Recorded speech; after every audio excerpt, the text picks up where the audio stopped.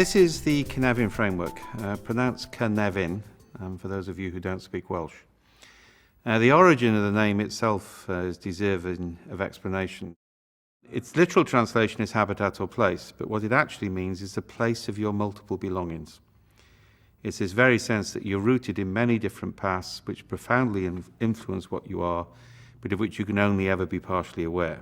And the reason it's a good name for a complexity model is that's a complex system. Thousands of modulators influence in the development of the system. They influence what you are, but you can never fully know what they are. A couple of key points to make about the model. First of all, it's a sense-making model, not a categorization model. And the difference there is key. A categorization model is a classic 2x2 matrix that you see in consultancy handbooks. And in those models, the framework precedes the data. As a result of which, it's very fast because we can just drop the data into the appropriate box and decide accordingly. The danger is that actually we won't see subtle differences until they're too late, so we'll be caught out. Right? So categorization is good for exploitation. It's pretty poor for exploration or during periods of change. A sense-making framework, on the other hand, the data precedes the framework. The patterns or the framework itself emerges from the data in a social process. Now, for the purpose of this brief explanation, I'm going to treat it as a set of categories, but that's an important distinction. Categorization models, framework precedes data. Sense-making models, data precedes framework. And of course, one can become the other and will need resetting from time to time.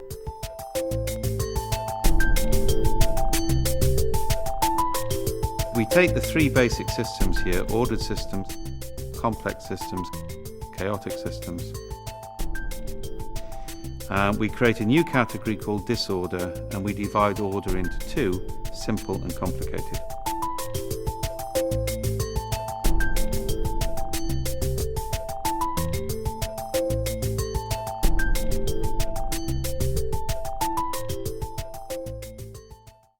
In the simple domain, this is an ordered system. That means the relationship between cause and effect exists, is predictable, it can be determined in advance. In simple order, that relationship is self-evident to any reasonable person, as a result of which the decision model is sense, categorize, respond. We see what's coming in, we make it fit previously determined categories, we decide what to do. The model here is that we apply best practice, a phrase which is legitimate in this domain, but illegitimate in other domains. In the complicated domain, there is a relationship between cause and effect, there is a right answer, but it's not self-evident. So I either have to deploy an analytical method, hence sense, analyze, respond, or call in experts who've built expertise within that domain who can make the right decision. Accordingly, I don't apply best practice, I apply good practice. A distinction between good and best practice is actually quite important. In a complicated domain, there are several different ways of doing things, all of which legitimate if you have the right expertise. And trying to force people to adopt one of them is actually quite dangerous. It will basically piss people off, to be honest, to the point where they won't apply best practice where it should be applied. Right? So simple and complicated we're familiar with. Sense, categorize, respond. Sense, analyze, respond. Best practice or good practice. Complexity, on the other hand, is a system without causality. It's a system of like constraints on agents. Agents modify the system. So our decision model here is probe, sense, respond. We conduct safe-fail experiments. We don't do fail-safe design. If an experiment succeeds, we amplify it. If an experiment starts to fail, we dampen it. In fact, we shouldn't even do an experiment unless we've identified our amplification and dampening strategies in advance. And of course, what happens here is we get emergent order, i.e. something which comes out of this is emergent practice, it's a new way of doing things, it's novel, it may be some combination, but it's different and it's unique. In a chaotic environment, if we enter it deliberately, it's for innovation, but if we enter it accidentally, then we need to stabilize the position quickly. So the decision model is act, sense, respond. We move very quickly to stabilize the situation. Any practice will be completely novel in terms of the way things work. Now you'll notice that that gives us a very easy way of deciding how to work, but it gives us a divergent, we sometimes call this requisite applicability. It basically says, dependent on which space you're in, you should think differently, you should analyze differently, rather than a one-size-fits-all, which has been the tradition of management theory. Now the central space disorder, and this is key, is the space of not knowing which of the domains you're in. And that's where we are most of the time. And the trouble then is we will interpret the situation according to our personal preference for action.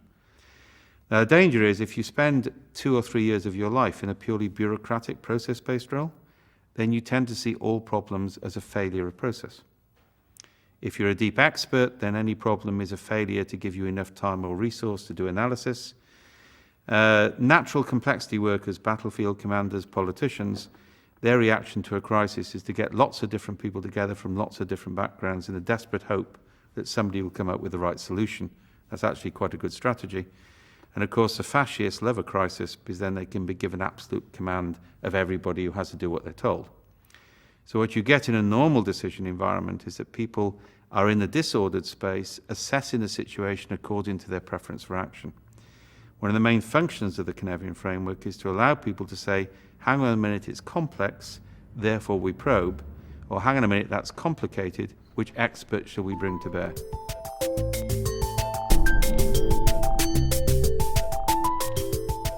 Another key aspect of the Cynefin Framework, which is frequently missed off by people who try and oversimplify it, is the boundary between simple and chaotic is different from the other boundaries.